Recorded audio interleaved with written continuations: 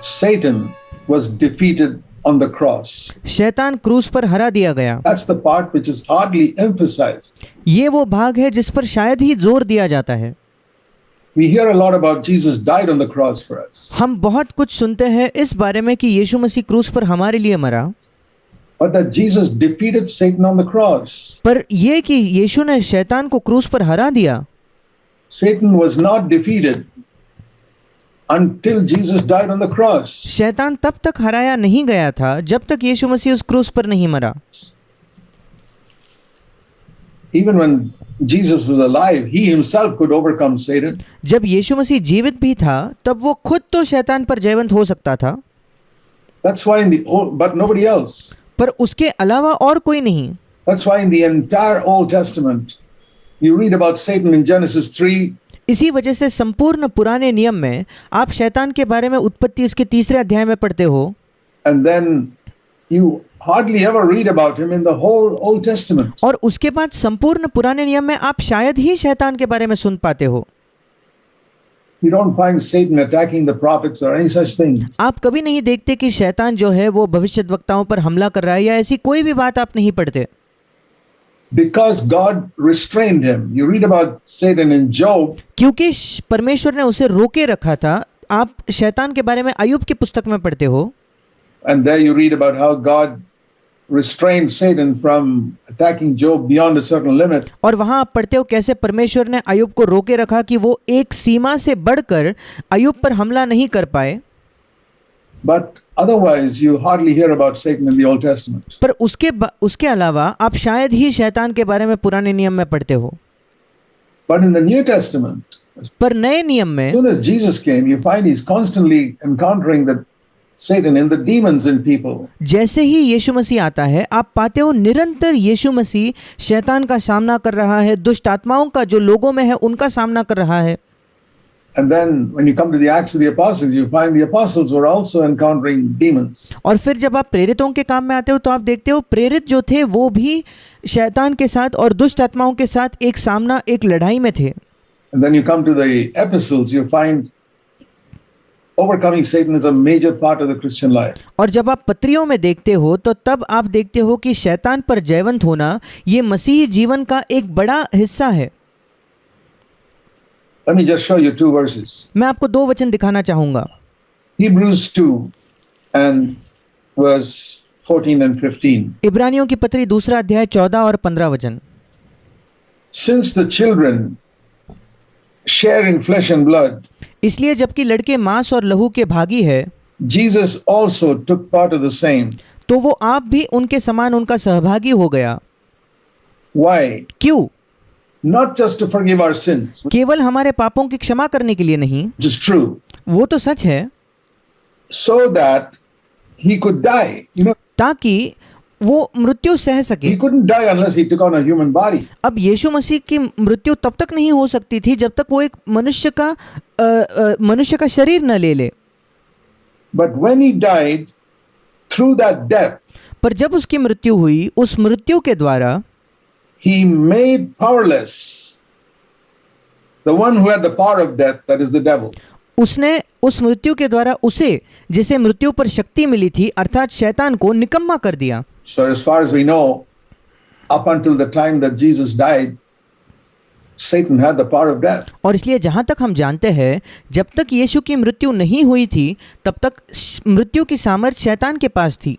I mean, he couldn't touch any God-fearing person किसी भी परमेश्वर के भय रखने वाले व्यक्ति को वो छू नहीं सकता था without God's permission. परमेश्वर के अनुमति के बगैर। As we read in the book of Job जैसे हम अय्यूब की पुस्तक में पढ़ते हैं and chapter 2, God और 2 अध्याय में said you can touch his body and make him sick, but you cannot take his life. जैसे परमेश्वर ने शैतान को कहा तुम अय्यूब के शरीर को छू सकते हो, तुम उसको बीमार बना सकते हो, पर तुम उसके जीवन को नहीं ले सकते। Satan would have loved to kill Job, but he couldn't. शैतान तो बड़ा खुश होता अय्यूब की मृत्यु करने में, पर वो नहीं कर पाया। But he did have the power of death. पर उसके पास मृत्यु की सामर्थ नहीं थी। पर उसके पास मृत्यु की सामर्थ थी। That one who had the power of death, the devil, was made powerless. पर यहाँ लिखा है जिसके पास मृत्यु की सामर्थ, मृत्यु की शक्ति थी, मतलब जो शैतान के पास वो सामर्थ थी, उसको निकम्मा, उसको सामर्थहीन, बलहीन कर दिया गया है। He wasn't destroyed. उसका नाश नहीं कर दिया गया। Satan is not destroyed. He is hale and hearty. शैतान का नाश नहीं हुआ है, वो बिल्कुल चंगा है, तंदुरुस्त है। But पर he does not have power over a person who comes, listen carefully, उसके पास एक ऐसे व्यक्ति के ऊपर सामर्थ नहीं है। अब इसको बिल्कुल ध्यान से सुने। who comes under the headship of Jesus Christ. शैतान को ऐसे व्यक्ति पर सामर्थ नहीं है जो यीशु मसीह को अपना सिर बना लेता है और उसके अधीन हो जाता है। If you live under the headship of Jesus Christ, अगर आप मसीह को अपना सिर बनाकर उसके अधीन जीते हो तो Satan will have zero power over you. शैतान की आप पर शून्य सामर्थ होगी। He has made him powerless. That's उसने उसे निकम्मा बना दिया है। why it's so important इसीलिए यह बहुत महत्वपूर्ण है for us to live under the headship of Jesus Christ, कि हम मसीह को अपना सिर बनाकर उसके अधीन जिए to bring our families under the headship of Jesus Christ. और हम अपने परिवारों को मसीह के सिर के अधीन हम लाए, कि मसीह हमारा सिर बन जाए। He made him powerless so that he can deliver or free those who through fear of death were all their lifetime subject to bondage and slavery. उसने शैतान को निकम्मा कर दिया ताकि 15 वचन और जितने मृत्यु के भय के मारे जीवन भर दासत्व में फंसे थे उन्हें छुड़ा ले। The fear of death is there in all human beings. सारे मनुष्यों में मृत्यु का भय है। And it says here that through Christ's death we are delivered from it. और यहाँ लिखा है कि मसीह के मृत्यु के द्वारा हम मृत्यु के भय से छुड़ा लिए जाते हैं। Many of you will admit that you are freed from your sins आप में से कई लोग ये मानोगे कि आप आपके पापों से छुड़ाए गए हो because you have come to Christ. क्योंकि आप मसीह के पास आए। How many of you knew that Satan was also defeated on the cross? And let me ask you another thing. आप में से कितने लोग ये जानते थे कि उसी क्रूस पर शैतान को भी हरा दिया गया? और मैं आपसे एक और प्रश्न करना चाहता हूँ। How many of you have been delivered 100% from the fear of death? आप में से कितने लोग हो जो 100% मृत्यु के भय से छुड़ाए गए हो? You will gladly acknowledge that you've been delivered 100% from your sins, आप खुशी खुशी ये मान लोगे कि आप 100% अपने पापों से छुड़ाए गए हो, past sins. आपके सारे पूर्व और भूतकाल के जो पाप हैं उनसे। You know the blood of Christ has taken care of us. आप जानते हो आपके अतीत के पापों की मसीह के लहू ने उनको पूरी तरीके से शुद्ध किया है। But here it says, He died to destroy the one who had the power of death, the devil, so that purpose. और यहाँ लिखा है कि उसने मृत्यु सही ताकि वो अपने मृत्यु के द्वारा शैतान को जिसको मृत्यु की सामर्थ थी उसको निकम्मा कर दे, ताकि That those who through fear of death, do you know that the fear of death, it says in verse 15, brings us slavery. ताकि जितने जो मृत्यु के भय के मारे जीवन भर दासत्व में फंसे थे। क्या आप जानते हो 15 वचन में लिखा है जो कोई मृत्यु का भय रखते हैं वे एक दासत्व में है। It makes a man a slave, वो एक मनुष्य को एक गुलाम बना देता है। वो भय always afraid of death. What हमेशा वो मृत्यु से डरता है, घबराता है। will happen? What will happen? अब क्या होगा, अब क्या होगा? I might get a sickness, I might get cancer, I might get an accident. मुझे बीमारी हो जाएगी, शायद मुझे कैंसर हो जाएगा, शायद मेरे साथ कोई दुर्घटना, कोई एक्सीडेंट हो जाएगा। And we live in that fear. I'm not saying we shouldn't be careful. और हम उसी भय में जीते हैं। अब मैं ये नहीं कह रहा कि हमें सतर्क या सावधान नहीं होना है। We must be very, very careful. But हमें बहुत ज्यादा सतर्क और सावधानी से जीना there's a है। lot of difference between careful and living in fear. सावधान होने में और डर के जीने में या भय से जीने में, इसमें बहुत बड़ा अंतर है। There's a lot of difference between being careful and being tense and anxious. और सतर्क होकर सावधान होकर जीना और चिंता करके दबाव के साथ जीना, इन दोनों में अंतर है। Anxiety is not part of the Christian life. चिंता ये मसीह जीवन का भाग नहीं है। Carefulness, yes. सतर्क होना, सावधान होना, हाँ। Jesus was careful. यीशु खुद सावधान था।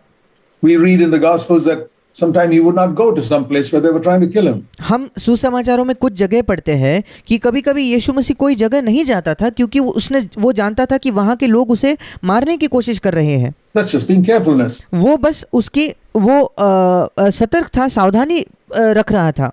but he wasn't afraid. पर वो डर नहीं रहा था, Never. Jesus was not afraid for 1 second, कभी भी नहीं। यीशु मसीह एक क्षण, एक सेकंड के लिए भी नहीं डरता था, but he was careful all the time, and we पर वो निरंतर सावधान था, should be also, और हमें भी सावधान होना चाहिए। but not live in the fear of death, पर हमें मृत्यु के भय में जीना नहीं चाहिए, because Satan was defeated on the cross. The क्योंकि यीशु मसीह उस क्रूस क्योंकि शैतान उस क्रूस पर हरा दिया गया है। second verse I want to show you और दूसरा वचन जो मैं आपको दिखाना चाहता हूँ is Colossians in chapter 2. वो है कुलोसियों की पत्री उसका दूसरा अध्याय। Colossians chapter 2. कुलोसियों की पत्री दूसरा अध्याय, It speaks about the two things that Jesus did for us. यहाँ दो बातें लिखी हैं जो यीशु ने हमारे लिए की। First of all, in verse 14, सबसे पहले तो 14 वचन में he cancelled out Colossians 2:14. He cancelled out the certificate of debt. कुलुसियों 2:14 में लिखा है, सबसे पहले तो विधियों का वो लेख जो हमारे नाम पर और हमारे विरोध में था, यीशु ने उसे मिटा डाला। Every time we sin, it's like we owe a debt to God. और यहाँ हिंदी में लिखा है विधियों का लेख, और इंग्लिश में लिखा है विधियों का जो कर्ज था। जब कभी हम पाप करते हैं, मानो हम परमेश्वर के कर्जदार बन जाते I don't हैं। know whether you realize that. मैं नहीं जानता आप आपने इसको महसूस किया है या नहीं। You have a bad thought, you got into debt to God. अगर आपका कोई बुरा विचार था तो आप परमेश्वर के कर्जदार बन गए हो। You have a bitterness against somebody, you're in debt again. किसी के प्रति आपके हृदय में कड़वाहट है, आप फिर एक बार कर्जदार बन गए हो। Men are increasing their debt every day. You got a wrong attitude towards someone. You go and sit. मनुष्य प्रतिदिन परमेश्वर के खिलाफ उनका जो कर्जा है उसे बढ़ा रहे हैं। किसी के प्रति आपका गलत रवैया है, And gossip against someone. आप अगर बैठकर किसी के बारे में उनके पीठ पीछे निंदा करते हो तो Your debt is increasing. आपका कर्जा बढ़ते जा रहा है, बढ़ते जा रहा है। How many people would increase their financial debt like that? कितने लोग अपने आर्थिक कर्जे को इस प्रकार बढ़ाते थे? We're so crazy. हम कितने मूर्ख हैं। Financial debt is not as serious as the debt of sin, आर्थिक कर्जा जो है वो इतना गंभीर नहीं है जितना पाप का कर्जा होता है। which destroys our life. पाप का कर्जा हमारे जीवन को पूरी तरीके से उसका नाश कर सकता है। And this debt of sin, और ये जो पाप का कर्जा है, Jesus, it says when Jesus died on the cross, Colossians 2:14, he cancelled it out. और कुलुसियों 2:14 में लिखा है जब यीशु मसीह की मृत्यु हुई तो उसने उस पूरे कर्जे को मिटा डाला, He paid that debt. उसने वो कर्जा चुका दिया। Are you making him increase that? Lord, pay this debt also, pay this debt also, pay that. क्या आप उस कर्जे को निरंतर बढ़ा रहे हो, और क्या आप प्रभु से जाकर कहते हो प्रभु इस कर्जे को भी चुका दे, प्रभु इस कर्जे को भी चुका दे? We should be so careful not to sin. हमें कितना सतर्क होना चाहिए कि हम पाप नहीं करते। You should be careful not to shout and get angry at your wife. आपको बिल्कुल सावधान होना है कि आप अपने पत्नी पर चीखते चिल्लाते नहीं, उस पर गुस्सा नहीं होते, Or shout and get angry at your husband. या अपने पति पर चिल्लाकर गुस्सा नहीं होते। That is increasing your debt. ये करने के द्वारा हम अपना कर्जा बढ़ा रहे हैं केवल। That's what Jesus died on the cross for. इसीलिए तो यीशु मसीह उस क्रूस पर मरा। It's like going to Jesus and say, pay my debt again, pay my debt again, pay my debt again. ये बिल्कुल ऐसा है कि हम यीशु के पास जाकर कहते हैं यीशु फिर एक बार मेरा कर्जा चुका दे, फिर एक बार मेरा कर्जा चुका दे, फिर एक बार मेरा कर्जा चुका दे। How many times a day are you going to do it? एक दिन में कितने बार आप ये करने वाले हो? Are you going to take this matter of debt more seriously? क्या आप इस कर्जे के मामले को इसके आगे गंभीरता से लोगे? Sin is a debt. Jesus cancelled out the certificate of debt. पाप एक कर्जा है और यीशु मसीह ने उस पाप के कर्जे को मिटा डाला which is against us. जो हमारे विरोध में था। Took it out of the way, nailed उसने पूरी तरीके से निकाल दिया, it to the cross. क्रूस पर कीलों से जड़ दिया। Is the Lord. परमेश्वर का धन्यवाद हो, उसकी स्तुति हो There is complete freedom from the debt of sin, कि पाप के कर्जे से हमें पूर्ण स्वतंत्रता है। from the guilt of sin. पाप के जो अपराधी भाव पाप की वजह से आता है उससे हमें स्वतंत्रता है Through Christ's death on the cross. But मसीह के उस क्रूस पर मरने के द्वारा। पर if you love the Lord, you will not take advantage of it. अगर आप प्रभु से प्रेम करते हो तो फिर आप इस बात का फायदा नहीं उठाओगे।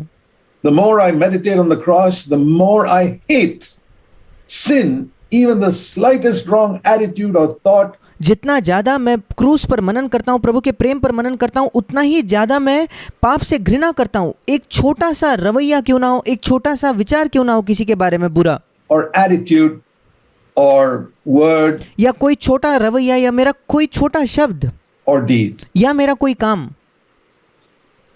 And then it says here, he took it out of the way, nailed it to the cross. और फिर लिखा है कि उसने उस विरोध में जो हमारा वो लेख था उसे मिटा डाला और क्रूस पर कीलों से जड़ दिया। Second thing he did on the cross, क्रूस पर जो दूसरी बात उसने की verse 15, 15 वचन में, Colossians 2:15, कुलुसियों 2:15 में, he disarmed the rulers and authorities, the spiritual rulers and authorities, और उसने प्रधानताओं और अधिकारों को, जो आत्मिक प्रधानताएं और अधिकार थे, उसने उनको निकम्मा कर दिया that were cast out of heaven long before Adam was created. और आदम के निर्माण से पहले ही, बहुत पहले उनको स्वर्ग से जो हटा दिया गया था, And he made a public display of them. और उसने उनका खुल्लम खुल्ला तमाशा बनाया।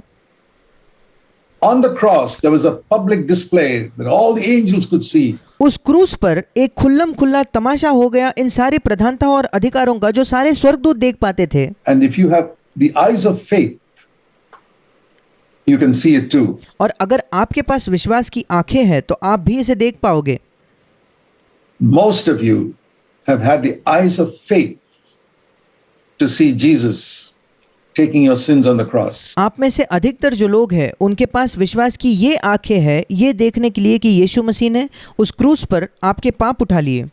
None of us saw Jesus hanging on the cross, हम में से किसी ने यीशु को उस क्रूस पर टंगा हुआ नहीं देखा, but the eyes of faith have shown you taking your sin पर विश्वास की आंखों ने आपको ये दिखाया है कि आपके पाप को लेकर on the cross. उस क्रूस पर, You need the eyes of faith to see also बिल्कुल वैसे ही आपको विश्वास की आंखें इसलिए भी चाहिए ताकि आप ये भी देख पाओ that he took away the armor, the weapons of these evil rulers and authorities, कि यीशु मसीह ने उस क्रूस पर इन जो दुष्ट प्रधानताओं और अधिकारों के शस्त्र को निकाल लिया, उनके हथियारों को निकाल लिया, that they could harm you. जिससे वो आपको हानि पहुंचा सकते थे, उन सारे शस्त्रों को निकाल लिया। They cannot. वे नहीं आपको हानि पहुंचा सकते, चोट पहुंचा सकते।